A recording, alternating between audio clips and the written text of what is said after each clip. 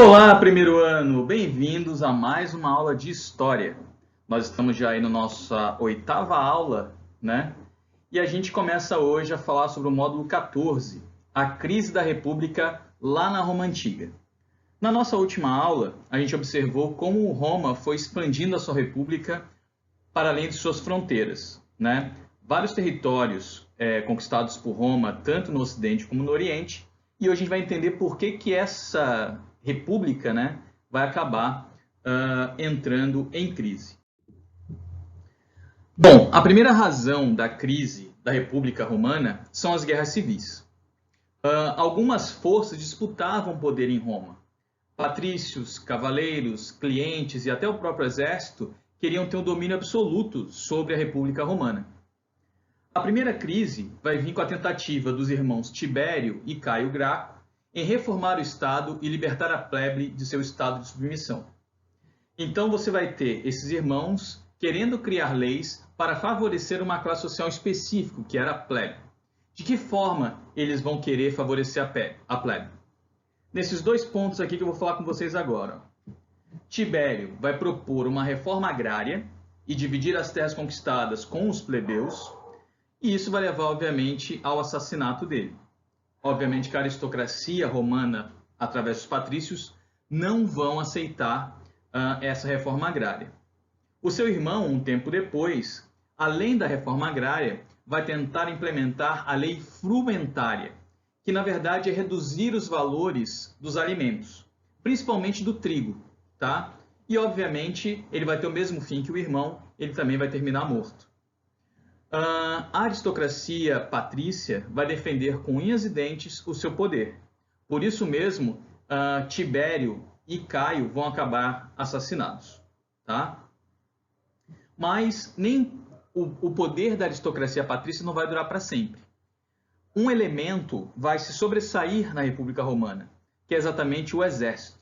A ascensão do poder militar e do exército vai acontecer porque eles tinham um grande prestígio popular, porque eram eles que iam para a batalha para dominar novos territórios, e também, querendo ou não, eles serviram para restabelecer o privilégio da aristocracia. Então, na verdade, o exército ele conseguia reunir, digamos assim, toda a população de Roma naquele momento.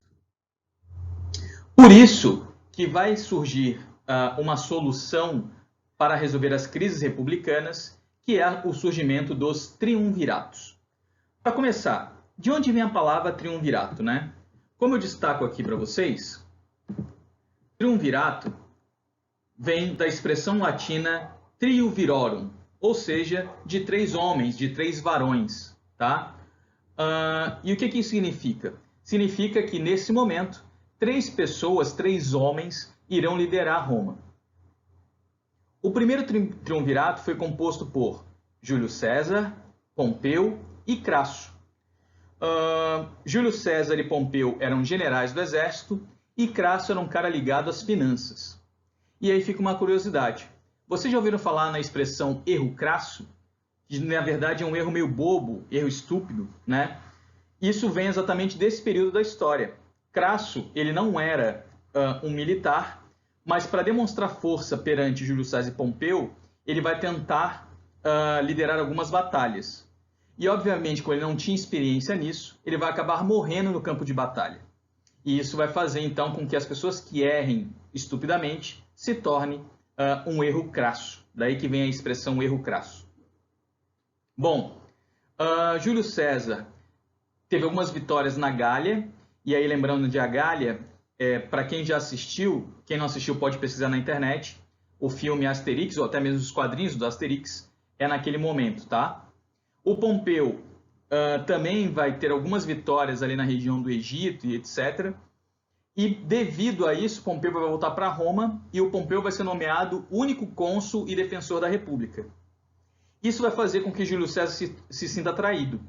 E aí Júlio César vai voltar para Roma com seu exército, vai derrotar os exércitos de Pompeu e ele vai se autonomear ditador perpétuo de Roma. Gente, bem interessante e bem importante vocês saberem disso. Por muito tempo, Júlio César ficou conhecido como sendo o primeiro imperador de Roma. Isso não é verdade, tá? Ele não tinha o título de imperador, mas é ele que vai, digamos assim, ser o primeiro cara que vai ter um poder absoluto sobre Roma, porque ele vai se autonomear ditador perpétuo, porém não imperador.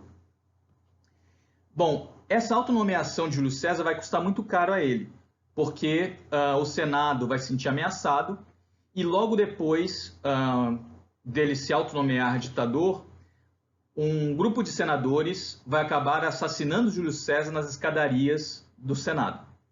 Melhor, nas escadarias do Palácio. E aí tem aquela famosa frase, que talvez vocês já devem ter ouvido falar, do até tu, Brutus. Brutus era uma pessoa muito próxima a Júlio César e ele participou desse assassinato. Então Júlio César foi traído pelos senadores, inclusive por aqueles que eram mais próximos a ele, e é assim que termina a história de Júlio César. Bom, com a morte de Júlio César, a aristocracia vai nomear o segundo triunvirato. Só que dessa vez, para não dar tanta confusão, eles dividiram regiões de Roma para cada um desses varões. Marco Antônio ficou com o Oriente, e lembrando que Marco Antônio vai acabar casando com a Cleópatra. Eu vou desaparecer aqui um pouquinho, mas já volto, tá? O Caio Otávio vai ficar com a parte do Ocidente e o Lépido com a África. Bom, o que vai acontecer a partir daí? Obviamente, eles não estavam contentes em governar apenas aquele território do Oriente, do Ocidente e da África. Todos eles almejavam ter um poder absoluto sobre Roma. E aí vai começar uma guerra entre os triunviratos. O vencedor dessas guerras vai ser exatamente o Caio Otávio, que a última vitória dele vai ser sobre Marco Antônio, lá no Egito. Assim que o Caio Otávio ele vence, ele vai se tornar então, ele vai mudar de nome, vai se tornar o Otávio Augustus, tá? E ele sim vai ser nomeado o primeiro imperador romano. Então, o Otávio Augusto é tido como o primeiro imperador romano. Só para a gente rever aqui as datas de onde tudo isso aconteceu, tá? Nos anos de 133 a.C., então ali um século antes do nascimento de Cristo, você vai ter aquela história que eu contei para vocês, dos irmãos Graco tentando melhorar a vida dos plebeus e, obviamente, sendo assassinados por isso. Tá? Você vai ter, ali no ano de 82 até 79 a.C., uma ditadura de Sila, que é a primeira tentativa, né, na República de se tentar ter um cara que regulasse os poderes da República. Isso só vai acontecer mesmo no ano de 60 anos antes de Cristo, com a formação do primeiro triunvirato de Júlio César, Pompeu e Crasso. Tá? No ano de 48 a 44, então por 4 anos, tá? O Júlio César vai ser aquele ditador perpétuo que eu falei, e no ano de 44 a.C., na data de 15 de março, o Júlio César vai ser assassinado nas escadarias. Tá? No ano de 43 a 33, durante 10 anos, vai ter o triunvirato aí de Antônio, Lépido e Otávio. Aí vai acontecer aquelas guerras que eu falei. No ano de 30 a.C., você vai ter a morte de Marco Antônio e Cleópatra, lá no Egito, e aí a formação do Império Romano. Pessoal, a gente fica por aqui hoje. Na próxima aula, a gente vai falar sobre o Império Romano. Eu gostaria de lembrar para vocês de entrarem no Unimestre, de entrarem no Google Classroom, realizar as atividades da apostila, porque em breve teremos uma aula ao vivo só para corrigir exercícios. Beleza? Então, galera, um abraço e até a próxima.